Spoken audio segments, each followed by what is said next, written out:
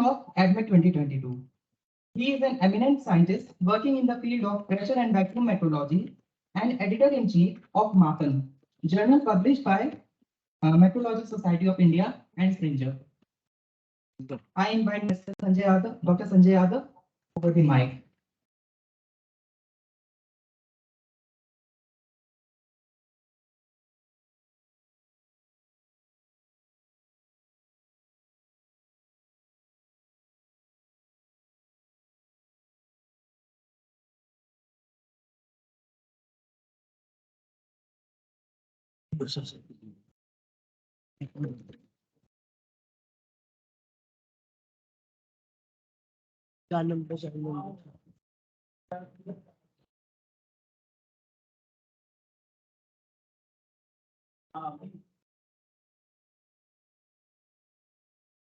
We have three eminent talks by the expert in their respective field.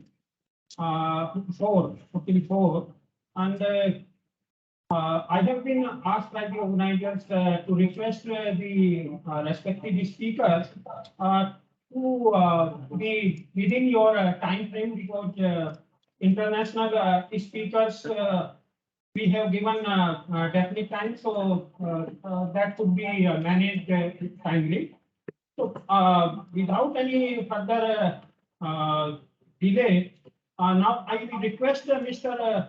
Naresh Dubey of North Sealing Solutions, and he has requested me to listen particularly our NPL colleagues and students, that he will be speaking about interesting things about the building materials and the new material, I suppose. So I request now Mr. Naresh to kindly deliver his thoughts, and again request to be within time. Thank you. Our first talk will be taken by Mr. Naresh Duble. Mr. Naresh Duble is the head, continuous improvement and marketing of Kano Sealing Solutions, India Private Limited. Kano is the global leader in the design and manufacture of ceilings and has combined a history of more than 160 years, offering innovative interior solutions that help enhance comfort, save time, improve better building efficiency, overall performance, and create beautiful spaces. Mr. Naresh Duple is responsible for driving the Cane of India business for healthcare, education vertical, and marketing. He's passionate about transforming way the kids learn in school and patients heal in hospitals. I now request Mr. Naresh Duple to proceed with the talk.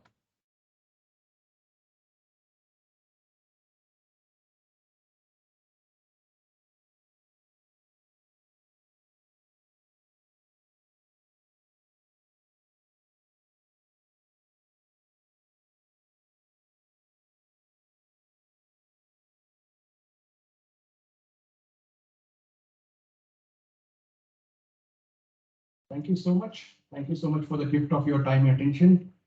Let's start with a short introduction of the hall.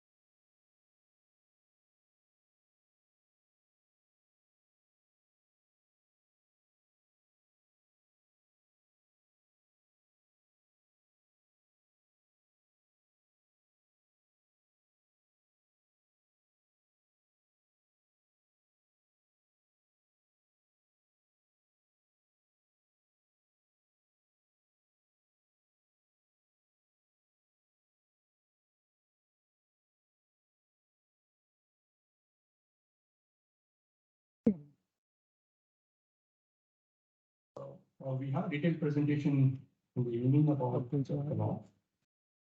So today's topic about building acoustics is a subject of my research and work over the last 10 years. And currently, if you see the world over, the green concept is shifting from carbon counting to well-being. So traditionally, it is helpful to understand how much is the footprint on the earth for construction. But what is the use of an hospital where patient can't recover? What's the use of the school? Kids can't learn. What's the use of the office where you can't really work and concentrate? So human is becoming a center of our new buildings. So it's about physical well-being, emotional health, intellectual capabilities, and social connect in our buildings, which is at the heart of performance and productivity in the new era. And sound is something which is very rarely been considered by construction and designing of architecture and structure. And we will see through some examples. And 1 second, there is a intro. Yeah.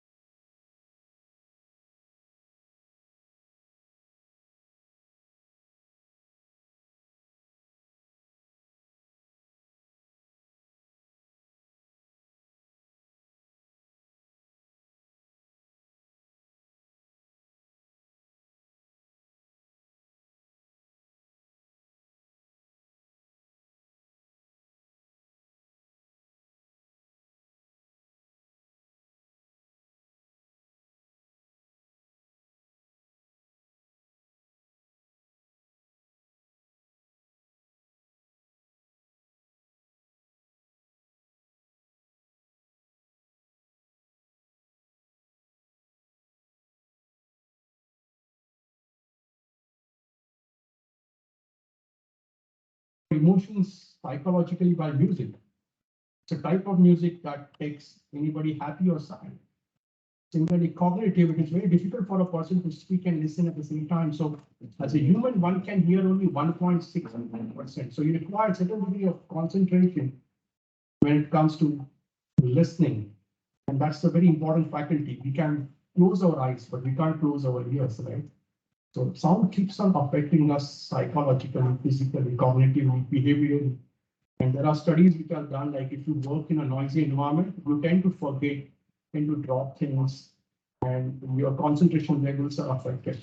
Ask people who stay in Delhi or Mumbai, right? And if you're driving in the traffic 2 hours in a day, you have a problem in concentration. These are studies done globally. So what we need to really understand, what happens in a learning environment. Like I said, if in school, sound is not important, then where?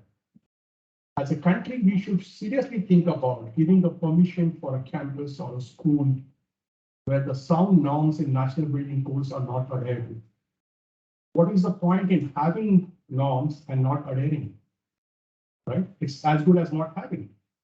So we will see the work done and the impact of it, the case study, and select right materials when construction of education facility. Now, simple, the fan running in the school has a huge impact on the way sound and a background noise level appears. We will see it in detail tomorrow. I'm going to take a deep case studies on education across the nation, going to the finer aspects of sound and acoustics inside the classroom. So what is the driver of the change? Yes, knowledge.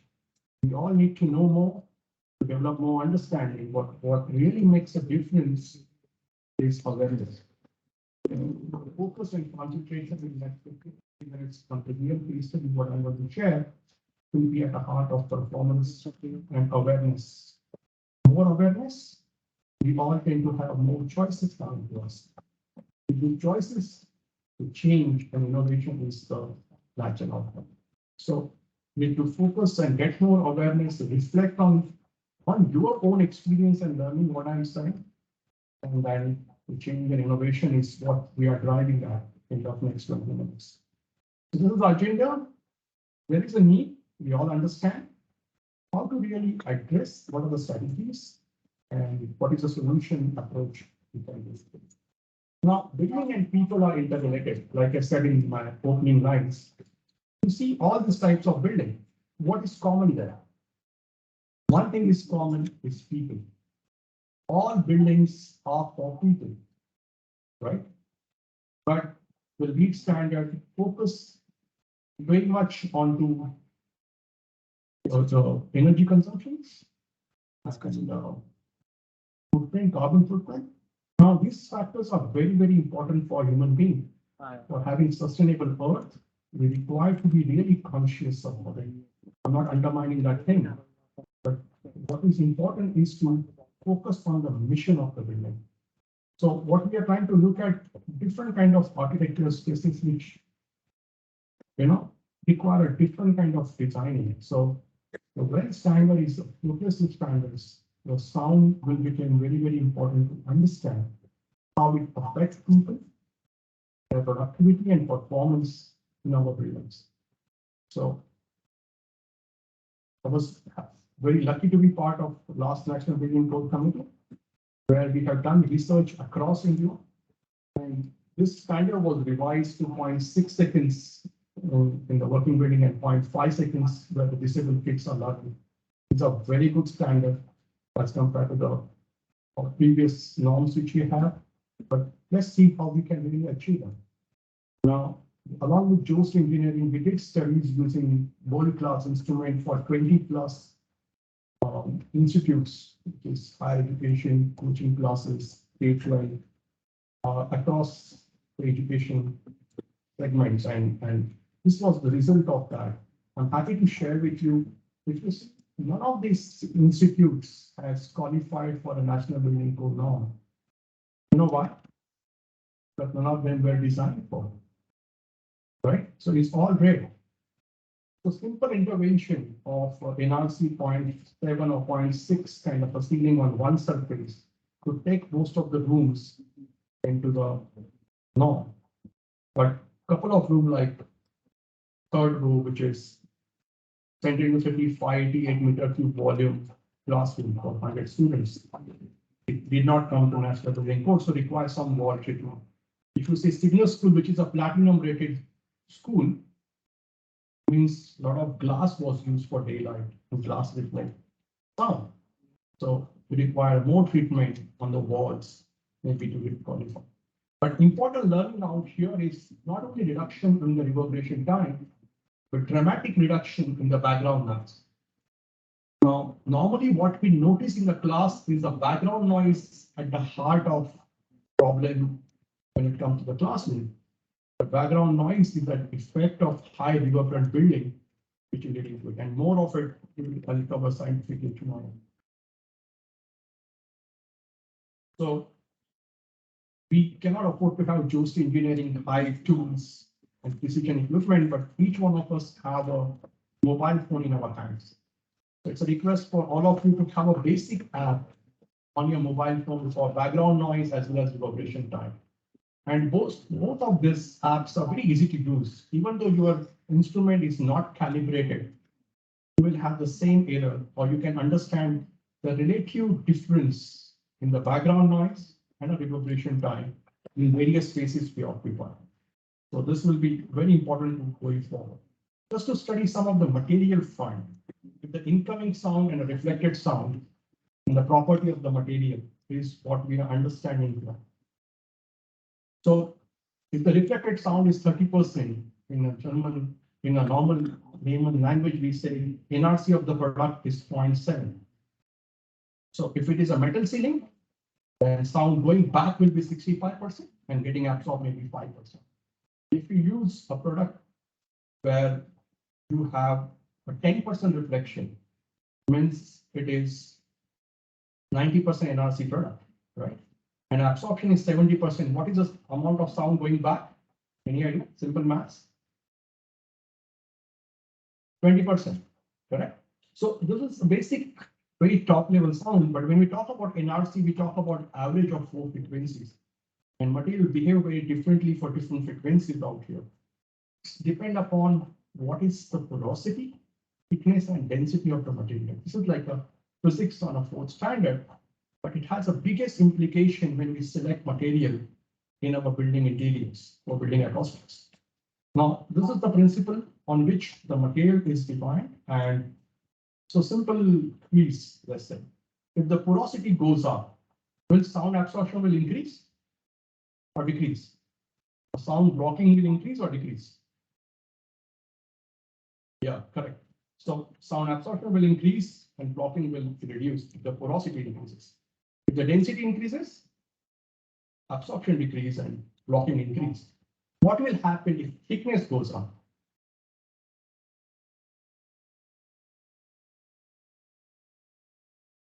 Any reply? Yeah, so both will increase. Correct. So that's the beauty of the product understanding. Now, the next case study is done by MArt student in a Central University of Rajasthan under the guidance of the Dean of Architecture Department, where the one surface in the room it changed from.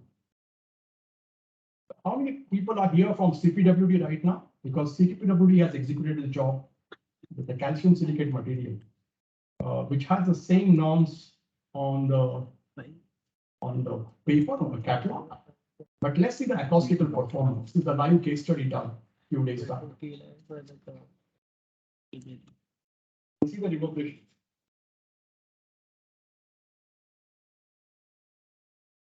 Now 1.5 seconds out.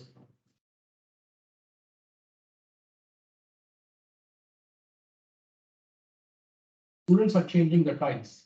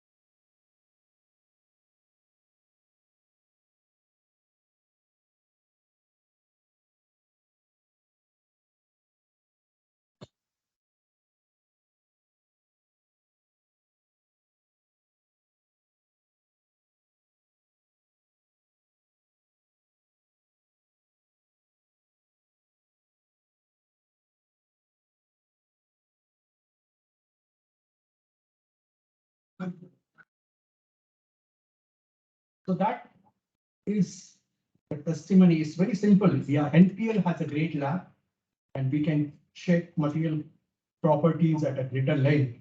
But a simple room demonstration of different materials can give us the facts about absorption quality at better frequency. That's the point. And to build a nation, we need to really be authentic about what we are publishing or what we are claiming. That's at the root as a foundation of a great material building and a great construction going forward as a country to be a powerful nation. We all are dreaming to be number 3 economy globally on our GDP. We need to start correcting ourselves now without thinking about what happened in the past.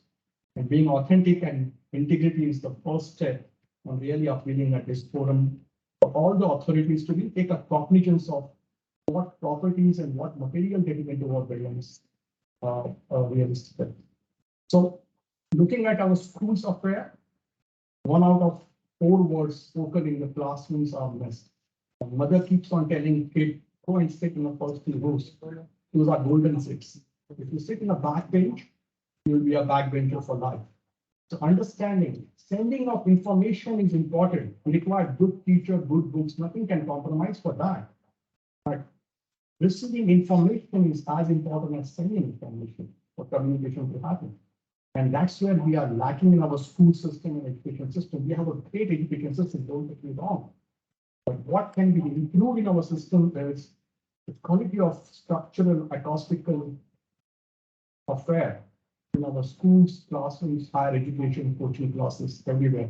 Coaching classes is another affair, like kids are attending education subject twice because they can't learn in a school, they go for classes, criminal rest of their young age. But we can really correct that by correcting it. And Delhi is one place where we have worked with Delhi government. Gujarat government is next. Mumbai government, BMC is going 5 school with NBC at hospital norms. So we made a good beginning on this. We're going to take it to the private classes. So speech intelligibility decreases when background noise goes up. We all know that. The root of it is the reverberation time, which we can't see. We cannot work so much with outside sound levels. We can mitigate. There are a lot of people out here who have a lot of great solutions, but nothing can compromise the good acoustics. And this video really demonstrates that.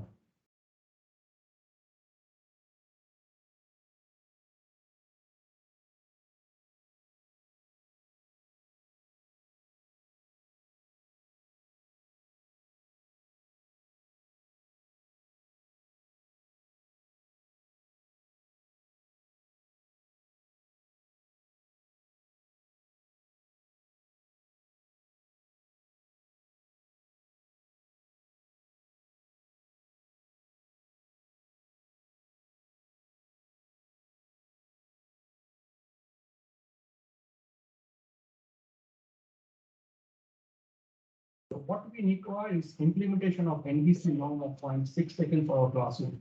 Money is not an issue out here. We have spent money for doing wrong ceiling in wrong place. And that's the chapter. So this is global rating systems. Globally, and in India, we have similar norms existed. But globally, they also insist on having a background noise check before a permission is given to the supply. We as an economy need to really come to that level where a certificate as important as fire should be given to sound for opening and running of any school or education institute in this country. On the green rating systems, there are increased points given to sound measurement and ranking. Now coming to our hospitals, like #1 complaint in the hospital now is yes, air quality and infection. We are all coming out of COVID.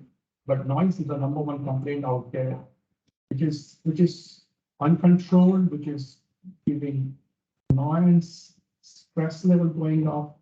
So patient is suffering.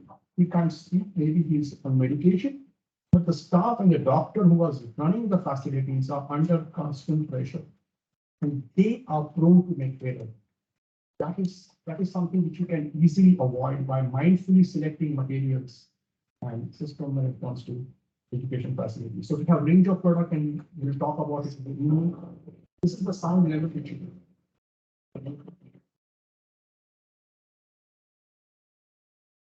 As a human, I can only shout at 80 decibel. And when we have this kind of sound levels in our healthcare facilities, and you walk into any hospital, it's not less than a fish market, the sound level you get. So in day levels and night level, WHO standards are well known to everyone, but global study shows it is going up because of the increase in the rolling loads and the way healthcare is managed in a vertical manner. There is a lot of movement happening in it. So it's 10 dB more is double the loud. I mean, it is 35 dB more, it's 12x. 30 dB more is like 10x or 8x more. So,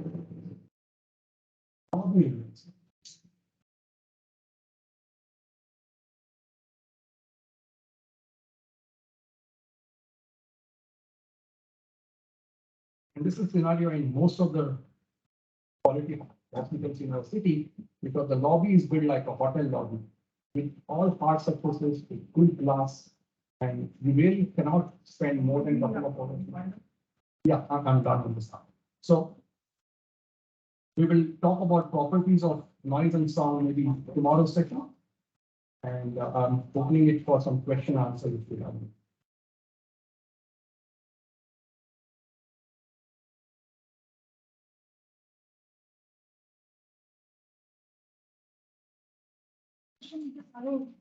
Why you restricted only up to 0.6 seconds as RT? Why not 1 or why not 0.1?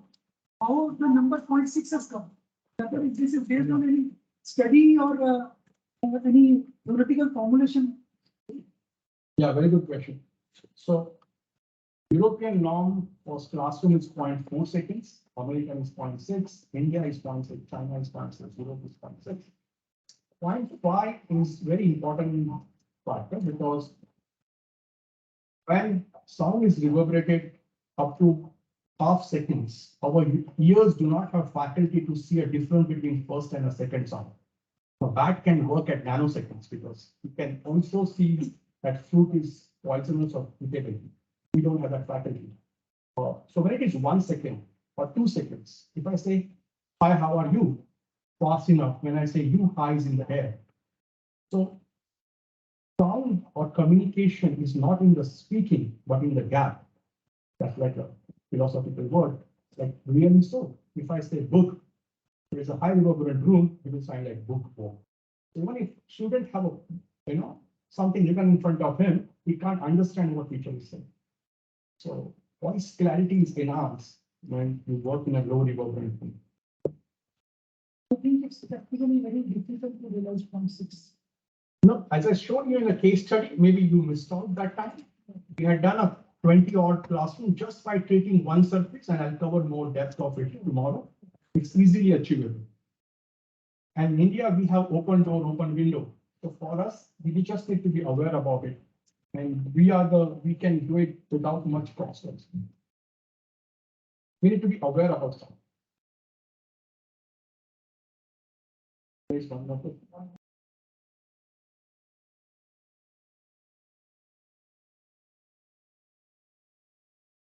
You talk about the various malls in India and abroad and the process system there.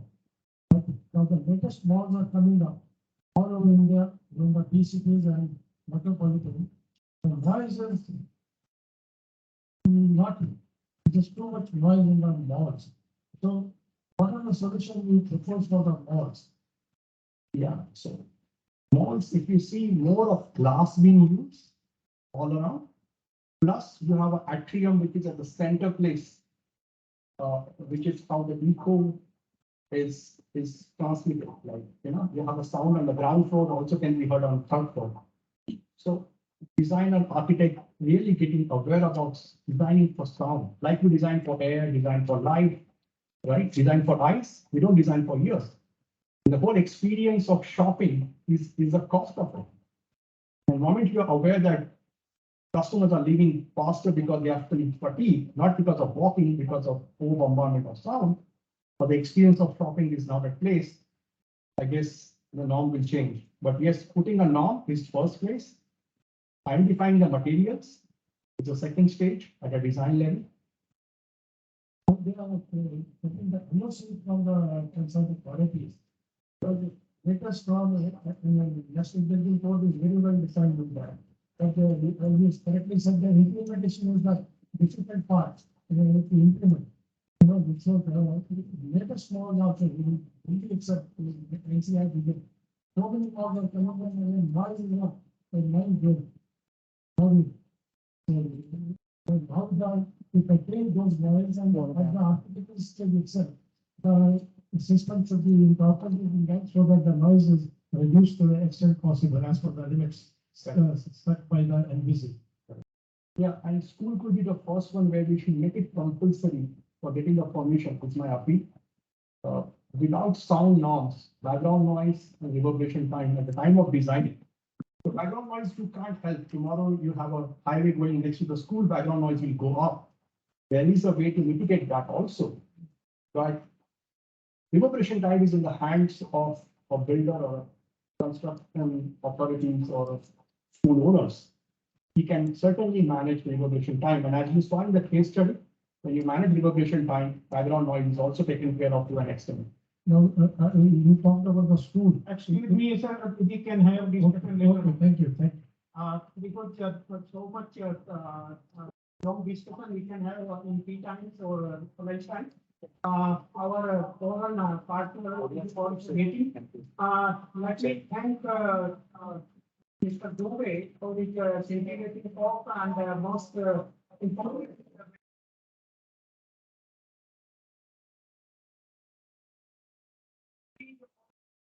BIS to the regulatory account. So I compliment you for your work and hope our organizers will note down the points they have एक देगा made, महीना देगा तो भी कर ले included in their report. Thank you. Thank you so much. Thank you.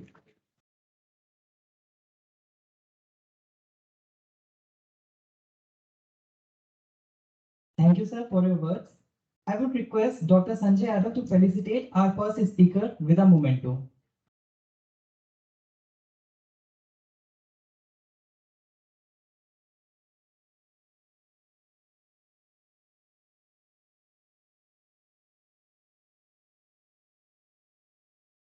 Please give him a big round of applause.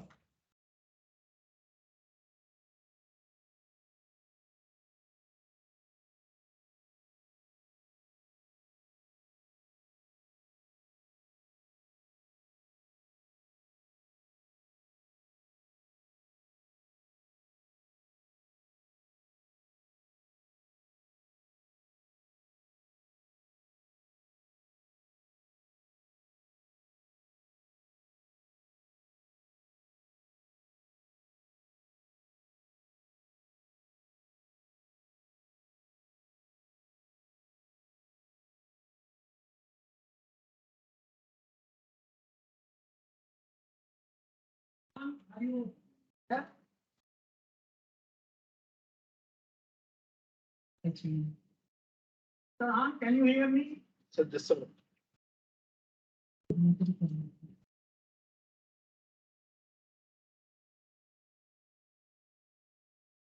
right over there. Muted.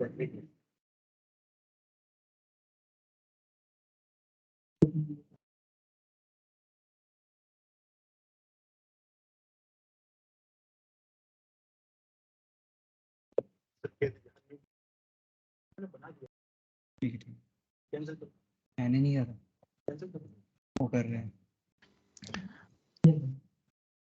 Can you hear me?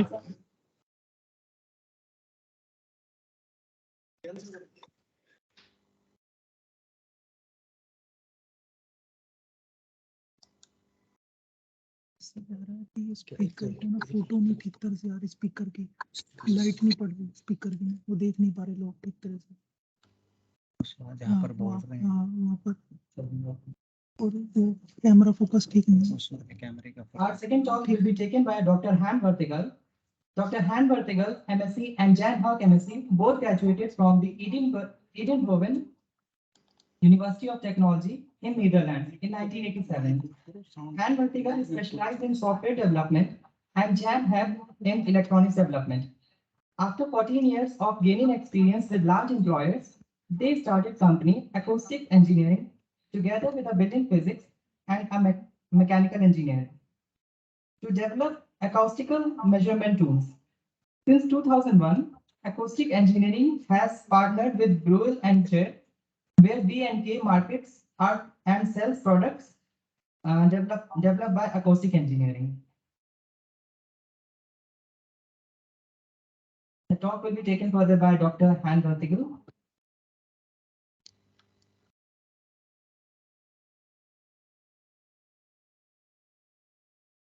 Okay, can you hear me?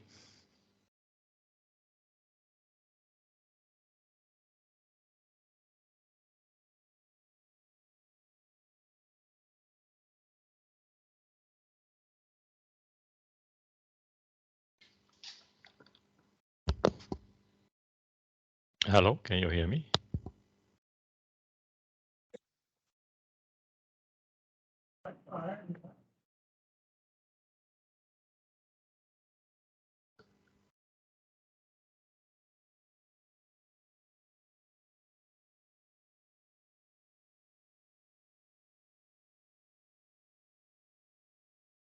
Can you hear me? Hello.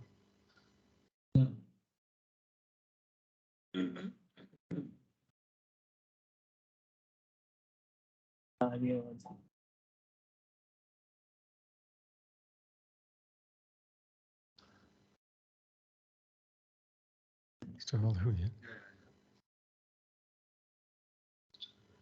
Hello, can you hear me? Yes, sir, you are loading will become speaker. Please go ahead. Okay. Thank you. Thank you. So my name is Han Vertegaal from Acoustics Engineering in the Netherlands.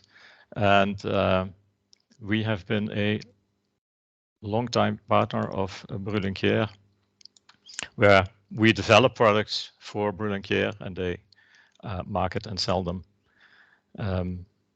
You probably know a few of them, such as the 4292 sound source or the 2734 amplifier and the gold standard for impulse response measurements, Dirac. So now we're talking about the European norm 1793, which is used for measuring road barriers, sound barriers that you see alongside of highways. So first I will give you an overview of the 1793 standard. Then I'll zoom in on part 5, which is actually the in situ measurements, and part 6.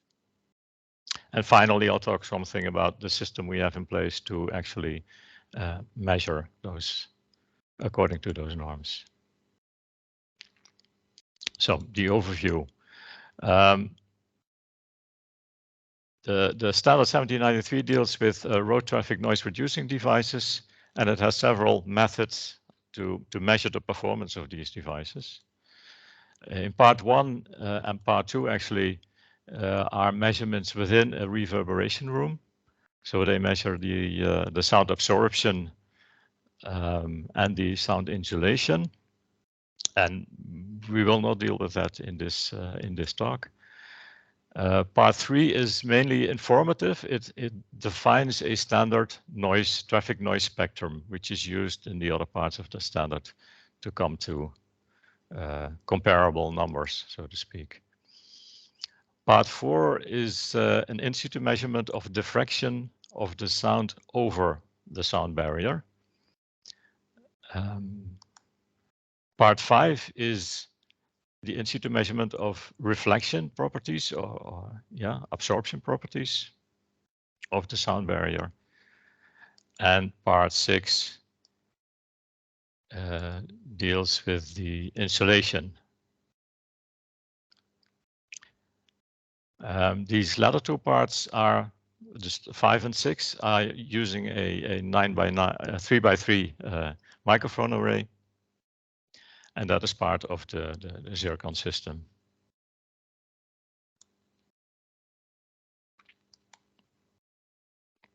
Let me see, where am I? Okay, part 5. So here I have a very schematic view of the measurement setup. Let me see. So here, this is the noise reducing device, the barrier that we actually want to measure. Here we have a source that emits sound and a microphone just in front of the barrier. Now what happens is the source sends out a signal, which we've, in an ideal situation, that would be a pulse. And this signal is sent towards the wall. And what we see is the microphone. At the microphone position, we first see the direct signal coming from the source to the microphone, and then it reflects off the wall, and the microphone picks up this reflection. Then we perform the same measurement, but now without the noise reducing device. So basically this is a free field measurement. And here, obviously, we don't see the reflection, but we do see the incident signal. And the trick now is to subtract this reference measurement, the free field measurement, from the actual wall measurement. Because then, in an ideal case, what you're left with is the reflection. And dividing the reflection by wave gives you a measure of the absorption properties of the wall.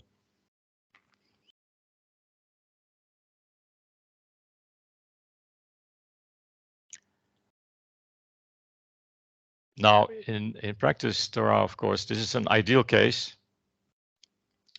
And in practice, obviously, you have to deal with parasitic reflections coming off the floor or from other things in the environment, and they have to be windowed out. Also, you want to really do this over in different angles, different positions. So we use a microphone array to be able to average over 9 positions.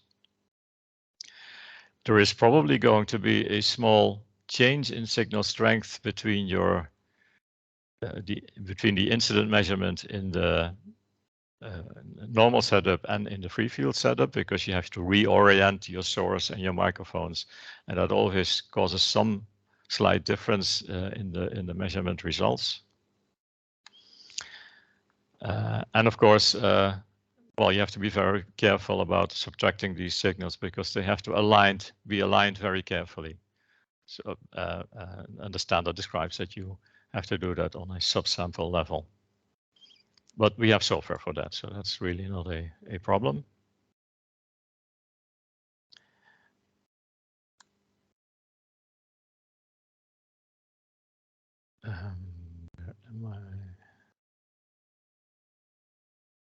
Yeah, so the reflection index, which is the parameter we actually want to measure, is based on the ratio between the reflected signal and the incident signal.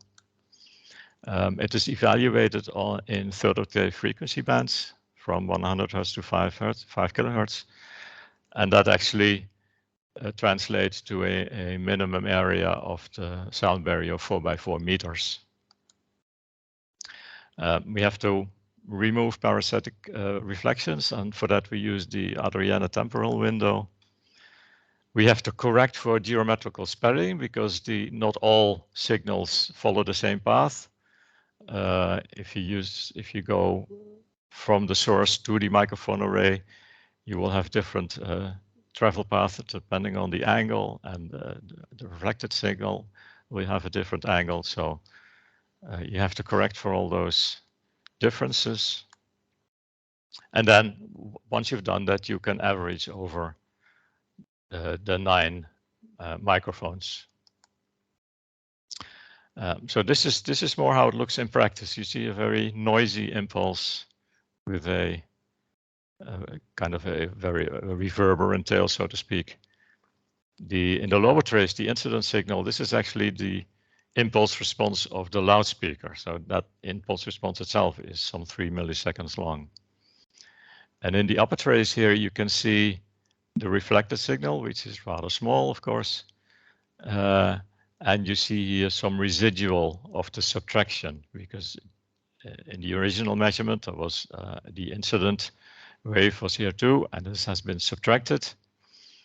And the degree by which the subtraction succeeds, the degree by which you can remove the incident signal from this measurement trace, is actually one of the parameters described in the standard, and that is the R sub. And the R sub should be at least 10 dB for a proper measurement. You can also see the Adrienne window on top of these signals, and that is to remove any parasitic reflections that usually come after the tail of the signal.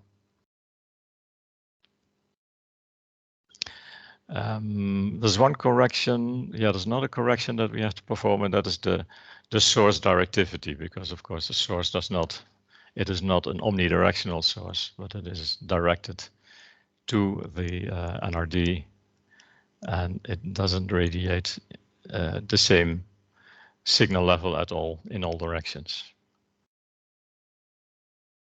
So this is basically the measurement of for part 5 for the reflection index. And then we're coming to part 6. In part 6 is actually somewhat simpler in that you have this the same source and you have the same microphone array, but now the microphone array is on the other side of the barrier. And that makes things a little simpler because you don't have to do the subtraction. So we have the source signal here, which is picked up by the microphone. So this is a transmitted signal. And then we do the same measurement without the NRD. And then we get the reference signal or the free field signal. And then all we have to do is to divide these two signals. So the transmitted signal divided by the incident signal, and you get a measure for the transmission properties.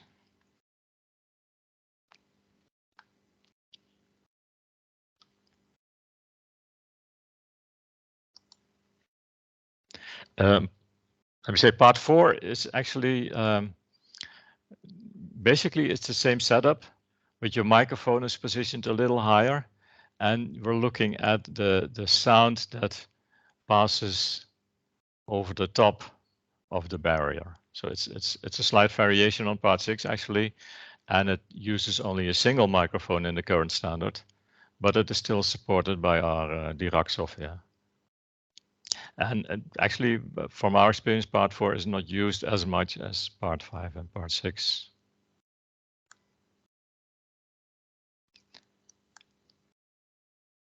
Now, to the more practical side of things, the solution we have built for measuring these parameters consists of the Zircon sound source, a 3x3 microphone array with IEB microphones.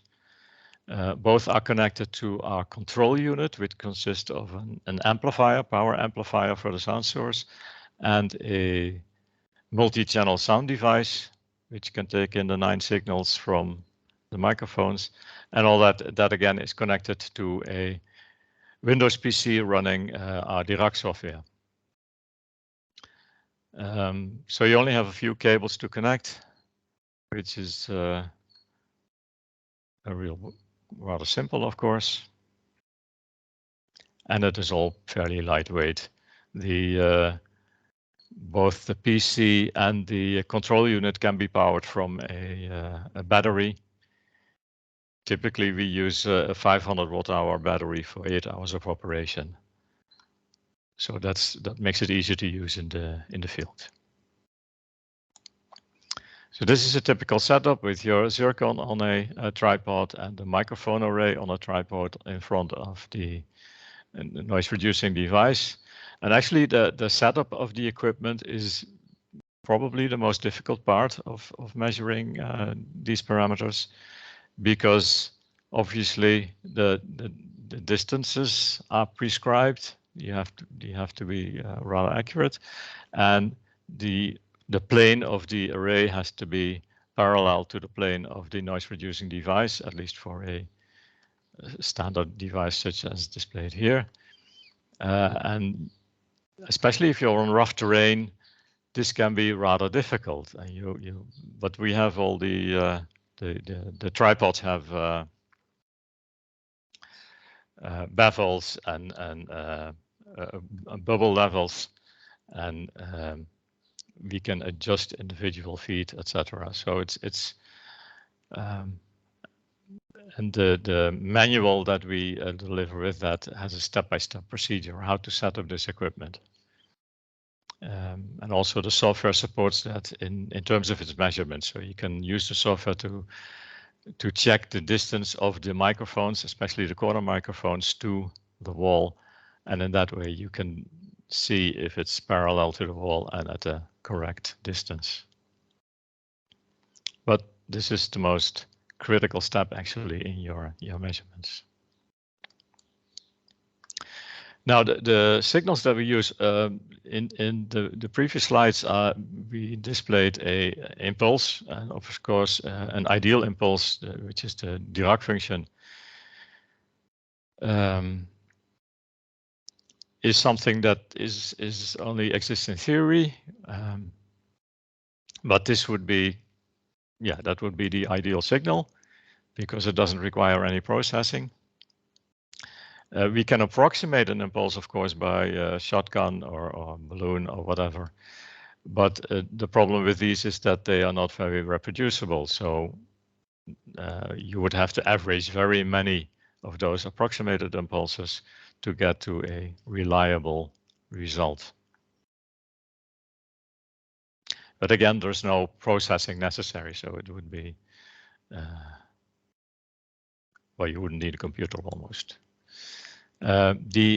What we actually use is one of two signals. So it's the MLS signal, which is a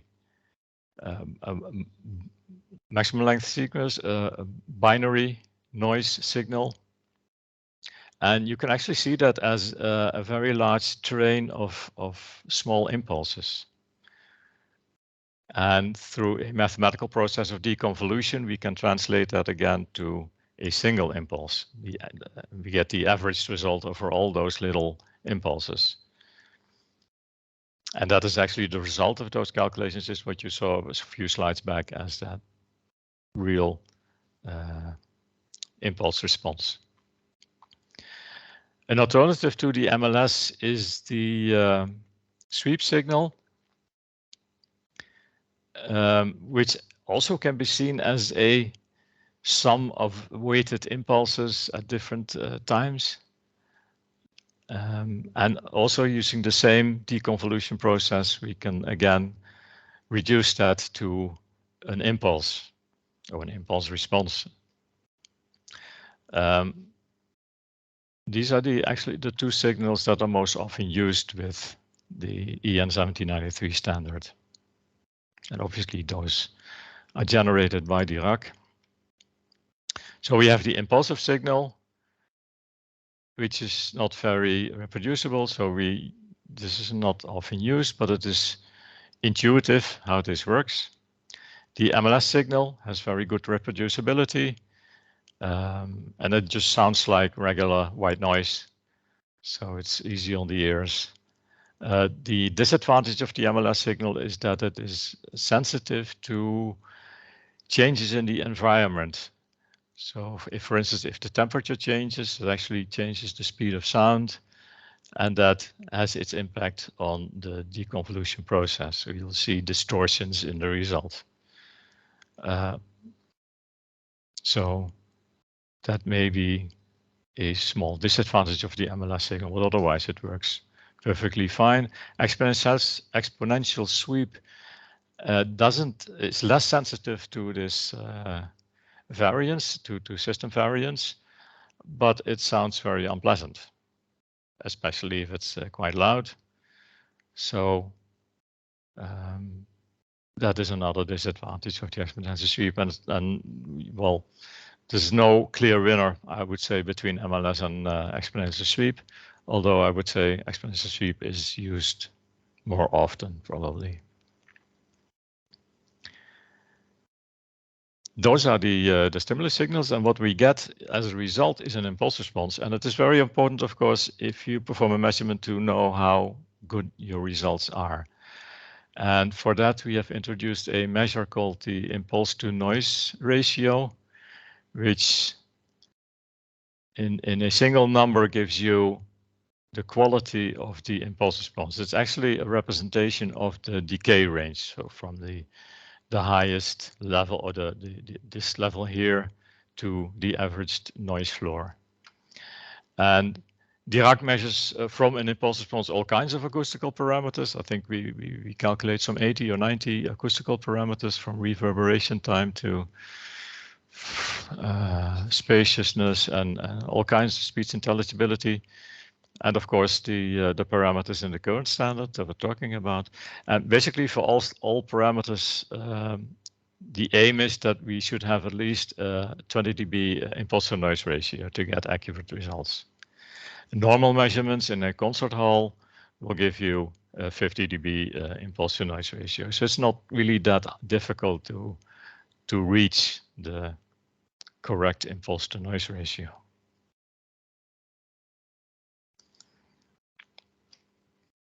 So again, the impulse to noise ratio is, for us, it's the primary measure of judging impulse responses. Just as for normal signals, you would look at the signal to noise ratio. we look at the impulse to noise ratio for impulse response measurements. And that not only indicates the strength of the signal, but also gives you an impression of the amount of distortion in the measurement. Because if you have more distortion, then your impulse to noise ratio will go down. And if you need to improve the impulse to noise ratio, because sometimes, especially with the 1793 type measurement, getting sufficient impulse to noise ratio can be a challenge. There are several ways to increase the impulse to noise ratio. One is to increase the signal level, of course, but that sometimes introduces distortions in the loudspeaker. So it may even be that you have to decrease the signal to noise, decrease the signal level to increase your signal to noise ratio. And another way is to increase the measuring time, which you can do either by lengthening the stimulus signal or by averaging multiple measurements or the responses to multiple measurements. And every doubling of the measurement time should give you a 3 dB increase in the impulse to noise ratio. So this includes concludes our overview of the 1793 standard.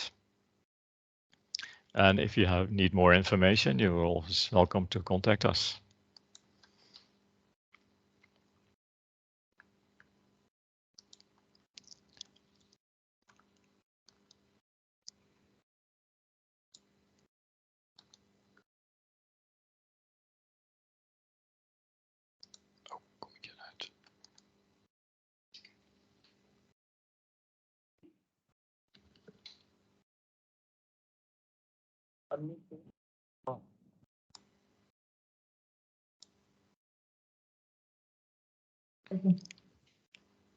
Dr. Horn, Yes.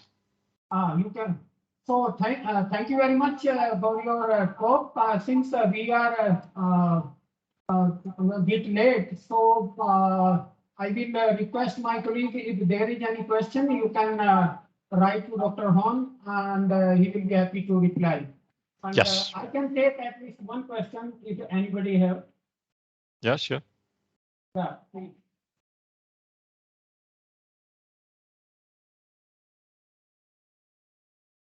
Hello. Hello, am I audible? Yeah, Dr. Yes. Holmes, I just want to ask you, since this concept is very primitive in Indian speaking, what should be the appropriate optimum value for in situ reflection and in situ sound insulation for a noise barrier, particularly for the highway sound? I'm sorry, I didn't quite get that. Yeah, my audio is not very good, so it's a bit I was just difficult. asking that if there is any, because these are measured in terms of a single number rating. Yes. So what should be the optimum value of in situ reflection and sound insulation of a noise barrier? The standard doesn't mention any target values, but I would assume that they should be as high as possible. You basically the sound barrier is there to keep all the sound away from the built environment behind the highway. So in most cases, you want a high as possible sound insulation. But there's no, in the standard doesn't mention any numbers in that respect. And I think that if you're talking about minimum values, then that would be your local regulator that actually has demands for that. It would be different for each country, I believe.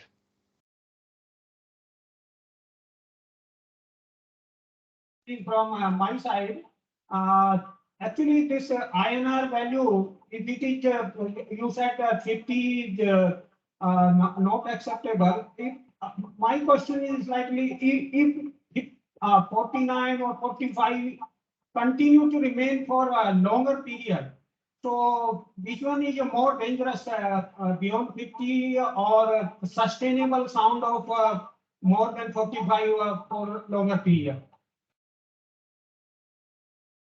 Could you repeat that? It's a bit difficult to. My question is, if the INR value in the room is sustained for longer period, say more than 45. What is your take about it?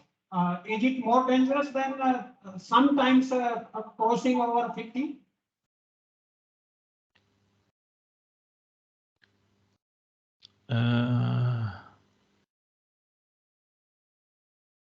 I don't quite understand what the, because the impulse to noise ratio is just a, it doesn't tell you anything about the strength of the sound, because we can measure a good impulse to noise ratio where the actual signal to noise ratio is almost 0 dB. The impulse to noise, the impulse response can be measured inaudibly almost, and we can still get a good impulse to noise ratio. Okay, thank you, Dr. Han, for your talk and connecting with our colleagues. Thank you very much for attending this conference. Thank you.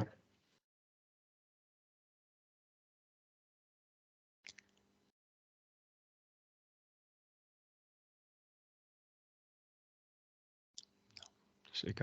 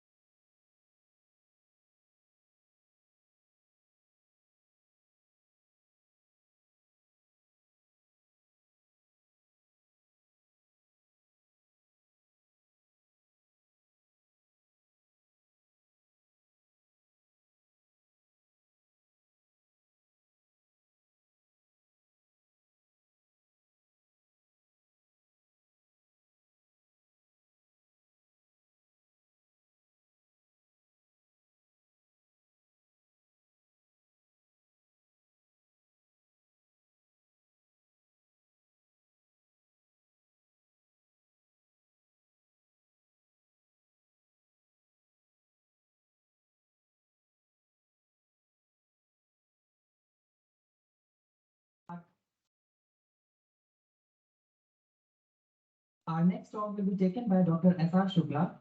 Dr. S.R. Shukla is a senior researcher, scientist at Institute of Wood Science and Technology, Bangalore. He has a total of 30 years of research experience in various fields of wood science and technology. His research area include wood properties and plantation timber, advanced wood processing techniques, thermally and chemically modified wood, structural and nano-wood composites, nanocellulose processing and application, non-destructive testing, etc. Now, Dr. S.R. Shukla will take the talk further. Please welcome Dr. S.R. Shukla with a big round of applause.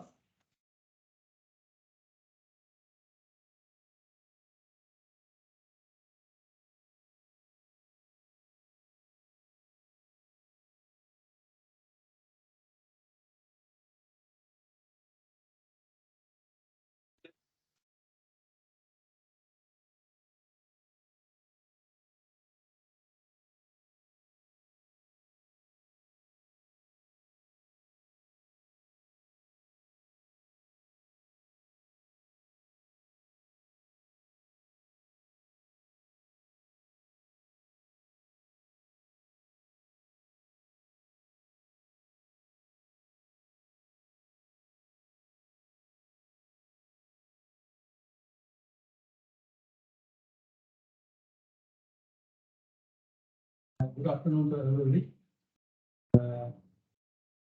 I'm actually really happy to be back to NPL after a long time.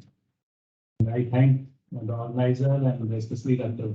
Sanjay Garavi for inviting me all the way from Bangalore. So here I'm today going to share some of the work which me and my colleague Dr. S.P. Sharma we have done on the acoustical properties of natural fiber-based composites. Being working in Institute of Wood Science and Technology, which is a central government institute working under Indian Council of Forestry Research and Education. It's umbrella body like CSIR, and under Ministry of Environment, Forest and Climate Change, Government of India. And we are based in Bangalore. Basically, our institute is working on different aspects of forestry and wood science and fiber composites. These are the different areas in which our scientists are involved. So let me give you a brief of, since morning we have been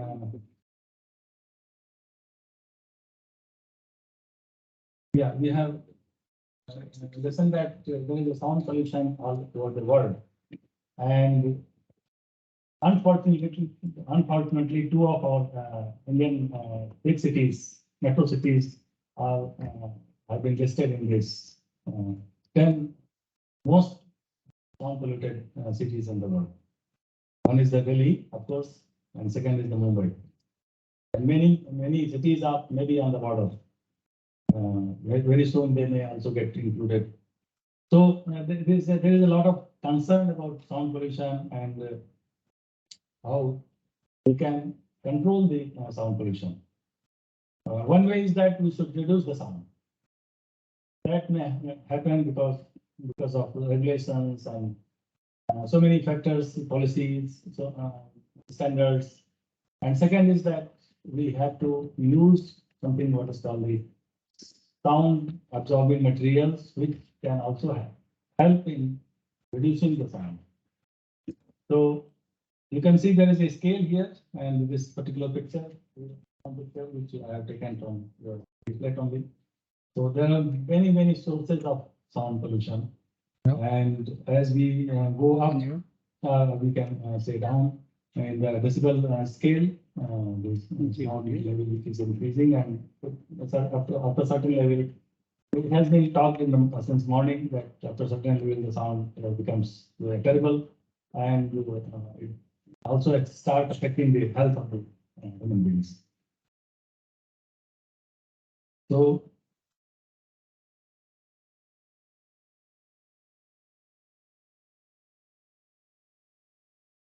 yeah. So we have to control the sound by either by diffusing the sound using some kind of different like fiber-based materials I have talked about. Now currently what materials are being used are mostly from the synthetic background, like they are coming from the petroleum kind of products. They are called synthetic fibers, and those fibers are converted into composites. And those composites, of course, they are good, very good in their performance, and of course, environmental. They are not environmental friendly. Sustainability is a big question with them, and of course, cost. So, what is the alternate for that? Alternate is that we should divert ourselves towards the fibers which are naturally occurring fibers, or the fibers which are available in plenty, and we can make use of those fibers for converting into composites, and those fiber-based composites can be used for as a plastic materials. So those fibers can come either from wood or from agroforestry, agroforest background. From wood, you might have seen that there are different kind of final products or composites. These are called engineered wood composites, like fiber boards, particle boards, block boards, scientific constructions, prepared using the plywood and bamboo. All those are being used, particularly in buildings, but they are not very much sound absorbing materials and efficient in controlling the sounds in the building, because the amount of porosity present in those materials are not as good as it is required. But when we use the natural fibers,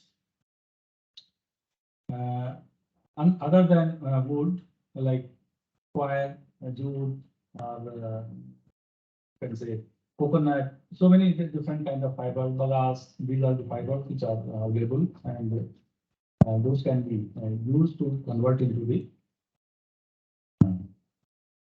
Here is the list like coir, banana, sisal, pineapple, sugarcane bagasse. All these are the different fibers which are abundantly available in our country, and we can use them economically as well as eco-friendly, because they are eco-friendly, they are sustainable as well as renewable also. Here is the comparison which compares different properties between natural fibers and synthetic fibers. You can see the density of the natural fiber is low compared to synthetic fibers. Cost of natural fiber is low. Renewability, yes. Recyclability, yes. Consumption of energy is very low. These natural fibers have low carbon footprints compared to synthetic fibers, because when these fibers are being produced in the nature, they absorb the carbon from the atmosphere and they store the carbon for a long time. Biodegradability, yes, natural fibers are biodegradable compared to synthetic fibers. And then health risk, least health risk with the natural fibers compared to synthetic, and of course they are eco-friendly. So those are the plus points, but with being a natural, there are certain negative points also, but those negative points can be taken care when we process these kind of fibers. Like being natural, they are composed of basically three main chemical components: cellulose, hemicellulose, and lignin. And here is the structure which shows how cellulose, hemicellulose, and lignin is encapsulated in those fibers. And hemicellulose is one of the material which has a lot of absorption site for the water molecules. So that is why the wood or any kind of these fibers are water sensitive or moisture sensitive. So they have absorption, high absorption of moisture, and that makes them steel unstable also. And fire resistance is a major problem, which can be taken care of by processing. Nanotechnology comes into the picture when we want to process the fiber. And biodegradability can also be increased by treating those fibers with certain chemicals, and can be improved. So,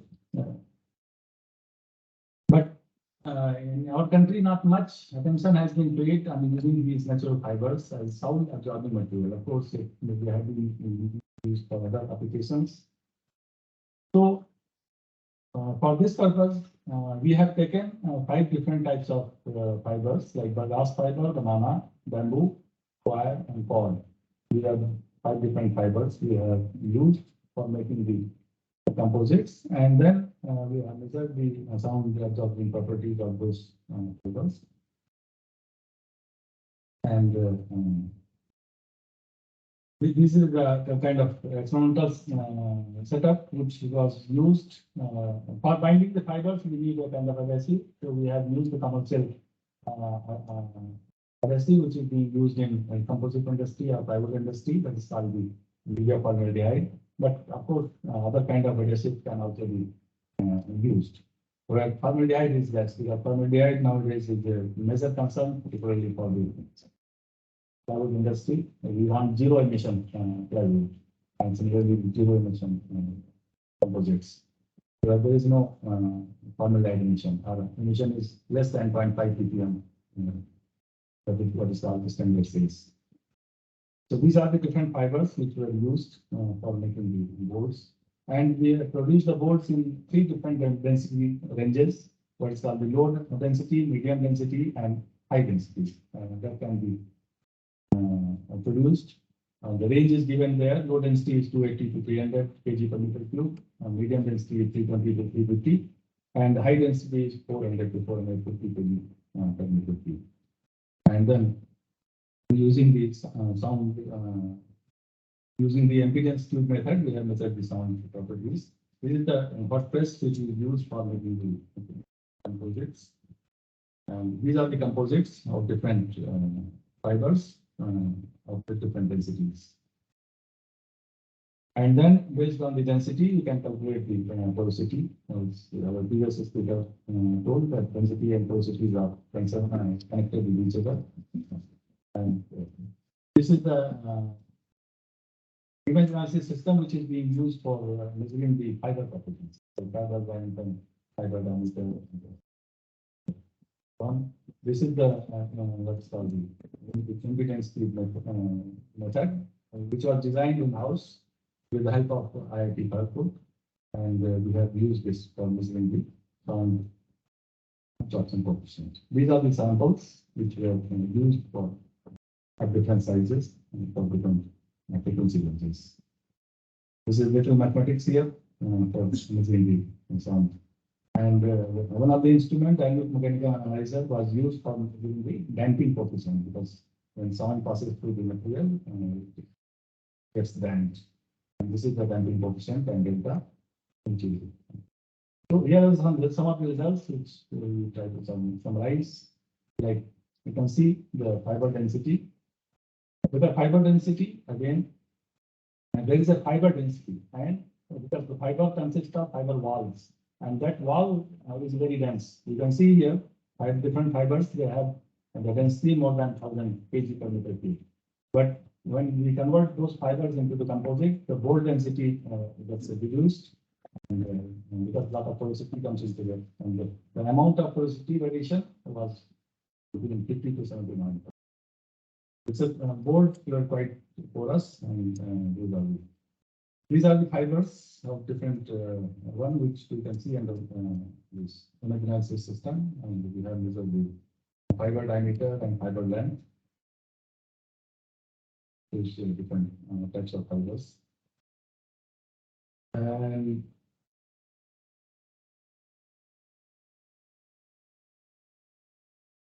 this is the noise reduction coefficient, what is called the NRC. It is the average of the sound absorption coefficient at 4 different frequencies: 250, 500, 1000 hertz, and 2000 hertz. And then, based on the density, these NRC values are listed here. Banana fiber has given the best 0.4 NRC value compared to other one, but again, it depends on the density and the porosity range. And here is the variation of the NRC value with the fiber density.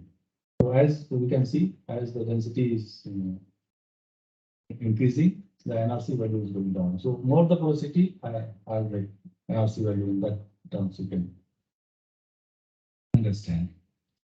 And here is the tan delta value variation in the fibers, the storage modulus as well as tan delta at 2 different temperatures.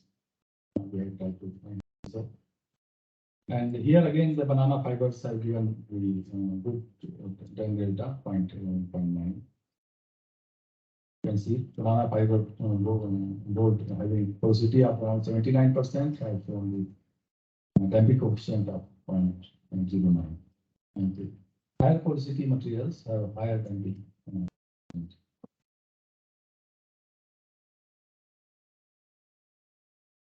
And then, of course, in the cost is an important factor when we go for larger scale production. So in the lab, we try to compute the cost of these different fibers, and we found that most of the fibers, boards, between 20 to 35 rupees per square feet, compared to the this cost is quite affordable and quite less compared to the synthetic fibers. And certainly these fibers can be used for buildings and construction industry. So this is the kind of conclusion for this study, that acoustical behavior of natural based fiber composites from bagasse, bamboo, banana, coir, and corn husk were evaluated for the sound absorbing materials. And composite boards were prepared in 3 different densities. Porosity range from between 279, and then maximum NRC value for the banana was 0.4. So low density fiber made from banana, bamboo and coir. These fibers, it's with an NRC value between 0.35 to 0.4 and we have found more suitable for use as a sound absorbing material. So some of the industries locally in Bangalore, they came to us for the large scale production of such kind of just such kind of natural fiber composite for using construction and building industry. So thank you. I'd like to thank the organizers of this IDWBA and Dr. Sanjay Yadav, of course, and our director, Institute of Science and Technology, for giving me the opportunity to come and speak to you. Thank you. Thank you, Dr. Shukla. Very good talk, supported by a lot of data. I'm personally very eager to see these results. I would like to know one small query. This, apart from the cost, the availability of the material is also one of the important factors. So when you are going for the cost-effective technology, and that availability in a nearby area, that is another point. So what is your take on this? These kind of fibers are quite plenty available in our country. And maybe in different areas, different like Bagas, maybe Western UP Bagas is more available. In Coir, some other area it is available. Jute fiber is available maybe in coastal area. So depending on the area, these fibers are plenty. Availability is not a big question. One question. See, लेके आप सबसे कर देंगे.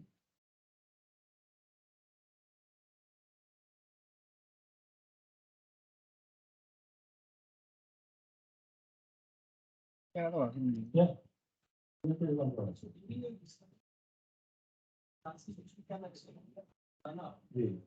That is quite right. Market requirement, which is 0.7 or 0.8. So how will you relate this material with soluble material in the market like gypsum? They are also natural in the nature. Yeah, of course, they are natural, but here this can still be improved based on the processing and incorporation of the certain other materials. This is a preliminary study which we have conducted, but we expect that it may improve up to 0.5. So based on the cost and the availability of the raw material and its processing, this can be a comparable alternate for the building industry. There's no doubt about that. Correct. So I think NRC should increase up to 0.6 or 0.8 in fact, compared with other available products in the market. Yeah. Thank you so much. Thank you very much, Dr. Shukla. We are running late. My colleague can take question because you are here. Yes. It is very easy to Yeah, certainly. surround you. Most welcome. Thank you. Thank you very much. Thank you. Thank you, sir, for your words. I would now request our chairman, Dr. Sanjay Yadav, to felicitate our third speaker, Dr. S.R. Shukla, with a memento. Please give him a big round of applause.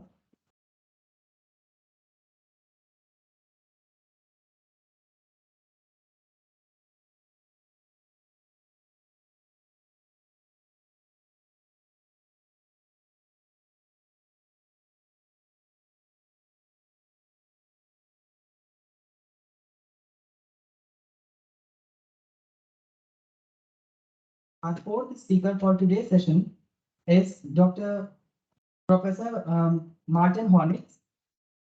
Professor Martin Hornitz obtained his MSc in Architecture, Building and Planning with a graduation project in Building Acoustics, 2004, and his PhD in Applied Acoustics from Commerce University of Technology, 2009.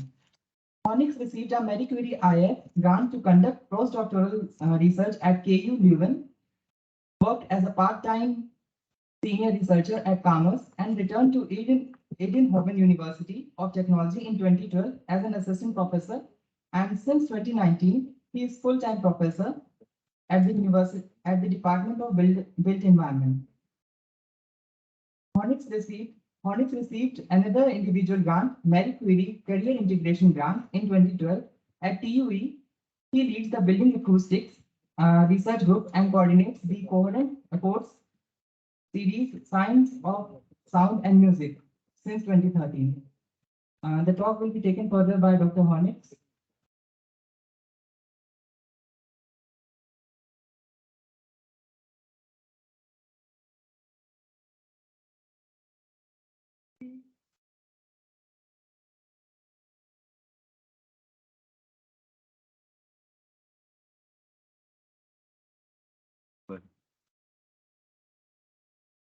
Oh, yeah.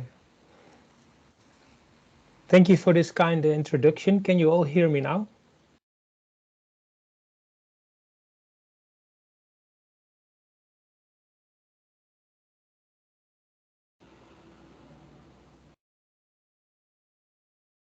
Yeah, Dr. Hornish, can you hear me? Yes, I can hear you. Can you hear me too? Yeah, please go ahead with your talk. Thank you. So you can hear me now? Yeah, we can. Okay, thank you. Thank you very much for your kind introduction, and I'm very pleased to talk to you, and I also thank the organizers for inviting me. So today I will be talking about innovations in characterizing and reducing impact noise in lightweight wooden floors. I'll be giving the talk, and a lot of work behind this talk is done by Yichin and Indra Sihar, who have completed both their PhD work in our research group. And today I'm not in Eindhoven, I'm in Glasgow. There's the International Internoise Conference. So after my talk, I will go to the conference venue. It's of course also about acoustics. Okay, first a little bit about our research group. In our research group, we deal with the propagation of sound in the built environment, both indoors and outdoors. And there's a couple of applications where we focus on. So we develop numerical prediction methods, and we use that in VR. We use that in environmental and building acoustics. We also focus on developing acoustic materials. And a smaller part of what we do is to study the effects of sound on humans. This is the people in our research group, such that you have an idea on the size of our research group. So we are now 3 permanent staff members, and we have about 15 temporary staff members, mostly PhD students and postdocs. And in our research lab, as in more labs in the Netherlands, it's common practice that the PhD students and the postdocs, that they do mostly the research work in the group. So this talk is about lightweight floors, and in particularly in the low frequency range. Of course, there's a lot of attention nowadays to CLT floors. I have scanned the conference proceedings here at Internoise, and there's a lot of research also on CLT floors. Of course, there's other floor constructions as the beam floors, and it's that floor, the latter floor, the beam floor, that we have studied over the past years.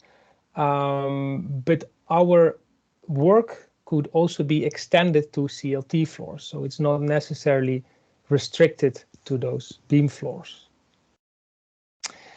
So, of course, there's problems with lightweight floors. So lightweight floors are getting more popular because of using more environmental friendly or more sustainable materials, to use lightweight structures.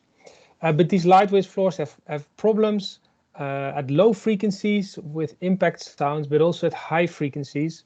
And of course, it goes without saying that, this causes noise nuisance.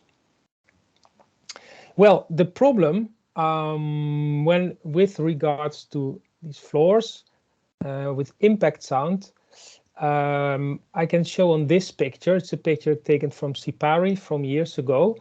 But you see that the impact sound pressure level for a timber floor with a ceiling is much higher in low frequencies than for a bare concrete floor. So we have more problems in the low frequencies. Well, if you look on how we can improve the impact sound insulation, then this part is keeps being a problem. We can use resilient ceiling, suspended ceiling to improve. We could use floating floor or a soft covering. So the more traditional ways to improve the impact or to reduce the impact sound, improve the insulation, but those are mostly impacting the higher frequency range. So the low frequency range is still a problem.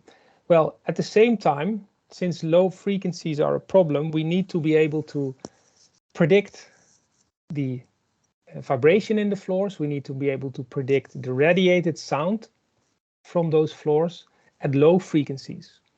And this means that we need models that capture the wave behavior of these structures. As at those low frequencies, the resonances, the modes of the systems are very dominant. So we cannot use techniques like statistical energy analysis where there's a high modal overlap. That is not applicable for the low frequencies. And also for measurements, we need measurement techniques that apply sufficient energy in the low frequency range. So that's why we have worked on a low frequency measurement approach in our research. We have worked on two modeling approaches to be able to better predict the impact sound and the vibration in the floors. And we have proposed a noise control solution. That's what I will be talking about today. So first of all, the measurement approach. There is, of course, a range of existing techniques to measure impact sound. And the problem of these techniques, there's two issues with it. At low frequencies, we need a lot of power. So we all know the hammer apparatus. We also know that it has less power at low frequencies. At the same time, what we would like to do is to measure in detail transfer functions. So we would like to analyze in detail how the impact force is influencing the vibration level of the floor in detail and the impact noise. So we would like to also to capture well the impact force.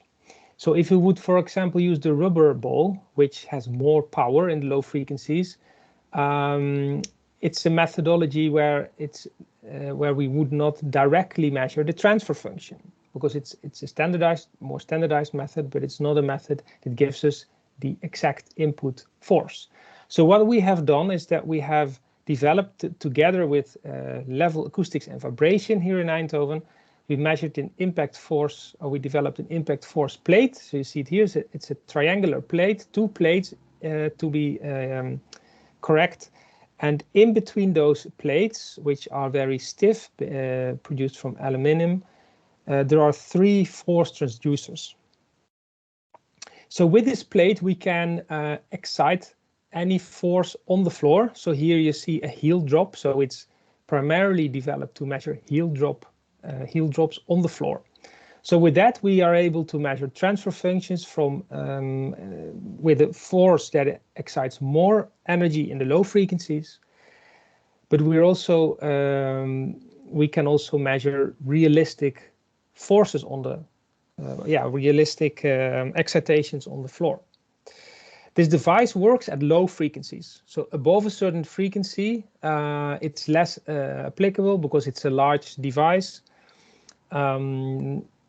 So here are some results. This is a beam floor in our laboratory. You see it here on top of one of our measurement rooms. And we have measured that on the bare floor and also on the floor with a concrete floating floor. So in this figure, you see the excited impact force. So the horizontal lines are the measured impact force when we use the impact hammer. So the impact hammer we also use to characterize, to measure transfer functions in the floor. The impact hammer gives a nice horizontal spectrum or flat spectrum, but at low frequencies we need more energy, and we see that both for the lightweight floor as for the lightweight floor with the concrete floating floor, we have more energy when we use the heel drop with our impact force plate. At the same time, if we look at the normalized impact sound level, so if we measure the sound pressure in the receiving room, normalize it to the force injected in the floor, we see that the results are almost equal. So we see that indeed this new approach gives about the same results than the impact hammer. At low frequencies, you see some deviations, especially for the the floor with the concrete floor, and that is because the energy injected by the hammer is not sufficient any longer here. So the hammer method is already less appropriate here at low frequencies. So that's the measurement approach we have developed and which is also published. Second is our modeling approaches. We have two approaches. One approach is a model with the purpose to understand the behavior of vibration in complex floor structures and its radiated sound. So any floor that is designed to for which we would like to study its vibration and radiation properties, this method is applicable. A typical model method, solution method is the finite element method. I think you all know that. The second one is a method for which we can optimize the vibration reduction of simpler wooden floors, so the beam floors. So if we would like to reduce the vibration and radiated sound here, we have developed a method which is rather quick, but gives a very detailed and accurate solution. And we can use that to run a lot of calculations for optimization. Back to the first model, model 1, we use the discontinuous Galerkin method. It's you can see it as a modern type of finite element method. And we have worked on this because the finite element method is quite commonly used, but it's still slow. And we have developed a method that is equally good, but faster. So here are some properties of the discontinuous Galerkin method. It actually can do all things that the finite element method can do, but the benefit is that it has a high potential for parallel computing. So that means that we can accelerate it. Well, we have further developed this DG method, which already exists, but we have further developed it for vibroacoustic applications. And with these developments and in our research, we have validated it towards vibration in structures. So here you see two pictures of a T-shaped structure and a wooden floor, where we have done detailed measurements for comparison with our model. And we also compare it with radiation in a room. There's more developments, more applications that you can find in the PhD thesis of Indra Sihar. In the end of my presentation, I have a link to the thesis, and I'm happy to share this presentation with all of you. So here a comparison with the detailed model and the floor. We're quite happy with the agreement. For the ones of you that have experience with measuring structures like this and comparing it with predictions, material uncertainties, boundary conditions, connections between beams and floor, they all influence the agreement between your model and the measurements. You see that there's a discrepancy here in the amplitude, and that's because our damping model in the prediction model needs to be improved. But apart from that, it's looking good, and this can be confirmed by this scenario where we look at the radiation of a vibrating plate into a room, where we compare with an analytical solution. So this is still kind of a simplified environment for which we have an analytical solution, and there's very, very good agreement. So the method is working fine, and it's ready to be accelerated and to be used for all complex structures. The second method, it's an analytical model, And the features it has is that it's based on a modal summation. So any subsystem that can be predicted by a modal summation can be connected to our floor system. So plates, beams, resonators, etc. Masses. And it allows for quick calculations. The drawback is that we cannot, if we cannot describe the vibration field in a substructure by a modal summation analytically, then we cannot do it. So if it's a very complex shape, then we cannot solve it by this method. So we have developed this for the joist floor, including the floating floor, including additional masses, resonators, and so on. So we have used it to predict the floor and also the radiation of the floor in a room, for which we use the boundary element method. So let us look at the results. So here you see a result of the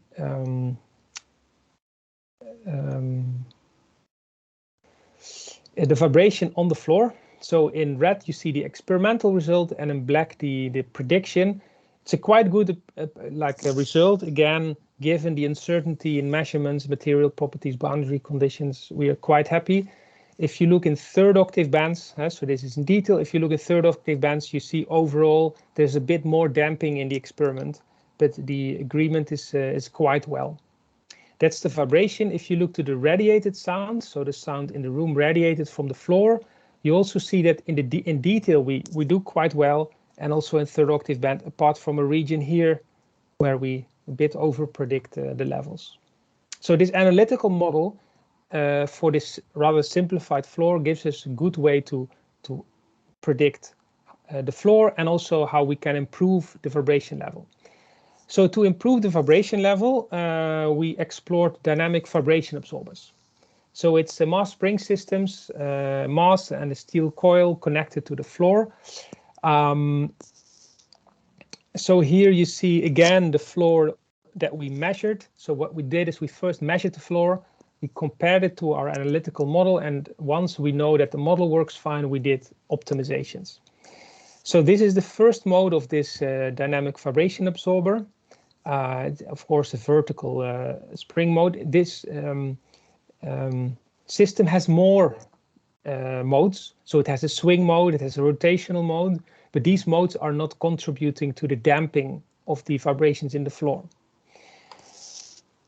Okay, so here you see again the vibration level on the floor measured, the red one, and the black one is the predictions with our analytical model. Again, you see we do well in terms of predicting the vibration level on this floor. And now we see the result, the same floor, but with the resonators. So now we have applied the resonators, which all resonate at about 70 Hertz. They have not been developed here to improve the floor a lot, but they have more been developed to compare with the prediction method to see if we can handle that well. And again, you see we can handle the effect of the resonators very well in our model. So then the last step that we took is to improve this wooden floor with the resonators using our prediction model.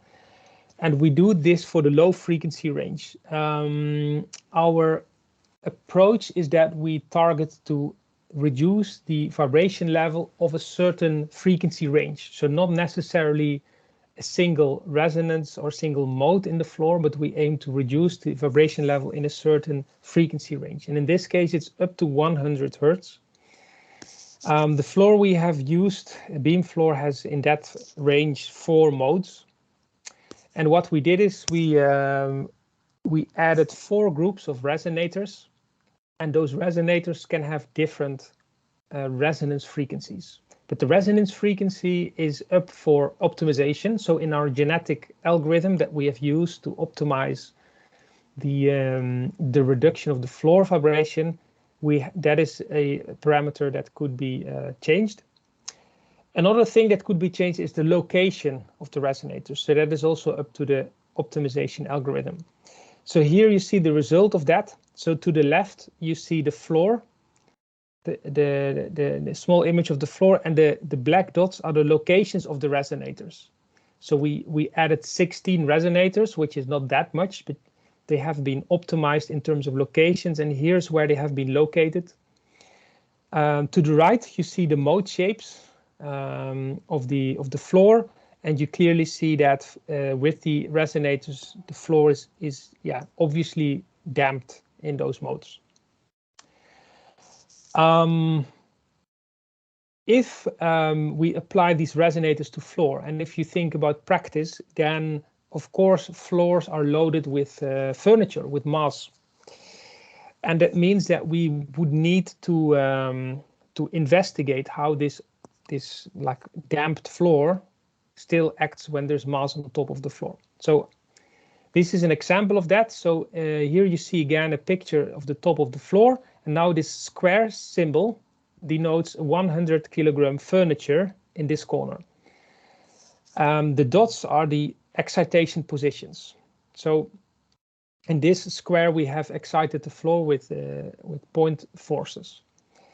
Now what you see is that if we place furniture here, the picture does not look different. So the red curves are the vibration level of the floor with and without furniture. They're almost the same. So also the reduction using our dampers is almost the same. And if you look to the level difference, that means the red minus the black curves, you'll also see, well, it's not mattering much if you have furniture there. But if you put it in another corner, now it's in this corner, you see that the red curves shift. Yeah, so from without furniture to with furniture, the modes shift. And it also means that the damping algorithm of the DVAs we have applied have lower effect. And that obviously you see in the lower figure. The dashed line is the reduction that we had before without furniture, and the blue bars is the reduction we have with furniture.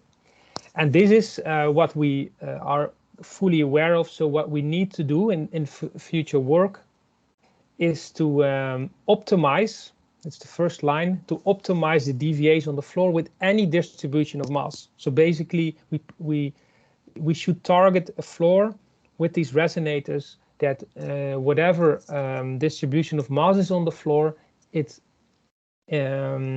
provides like good properties in terms of sound insulation, input sound insulation.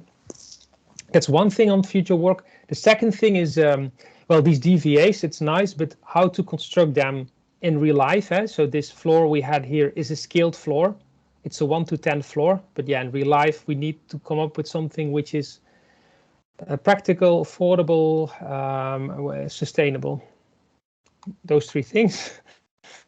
Another thing in future work, you've seen beautiful calculations from our research group, and we are preparing ourselves to share our research software to others, so that also you can use them in the future and apply those calculations to your structures. Here are the covers of the PhD thesis in which all this work is described and much more. And finally, in November of this year, we are organizing an autumn school for PhD students on acoustics. There's two schools, theoretical and physical acoustics, building and room acoustics. And there's a weekly, it's a 1 week with a topic that is different every day. And we have composed lectures from all over Europe. So from renowned institutes in Europe, like KTA, KU Leuven, DTU, Chalmers, we have lectures. So registration is open until the end of next month. I thank you very much for your attention.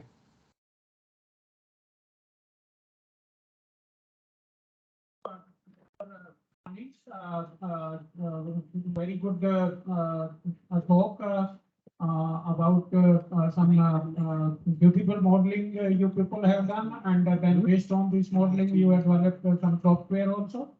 So congratulate about it. So I can move towards the audience if there is any questions from our team, colleagues.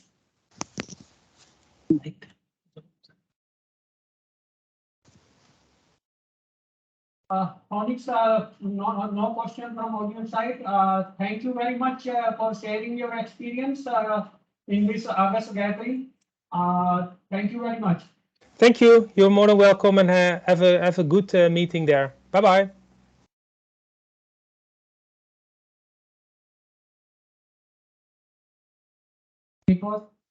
It was the final talk of the session, of the first session. Now I would request Mr. Raj Shekhar from JOS Engineering to come over the stage and felicitate our chairman, Dr. Sanjay Adat, with a memento.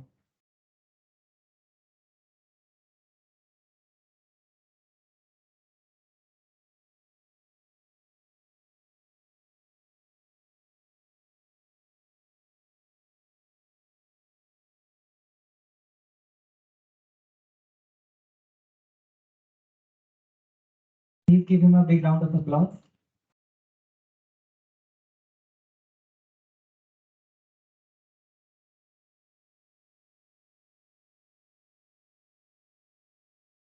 I would now request all the participants to join for lunch at AR Verma Lawn.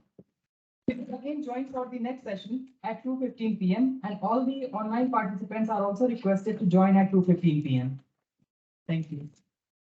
हो गया नाश्ता नहीं है कभी नया चाय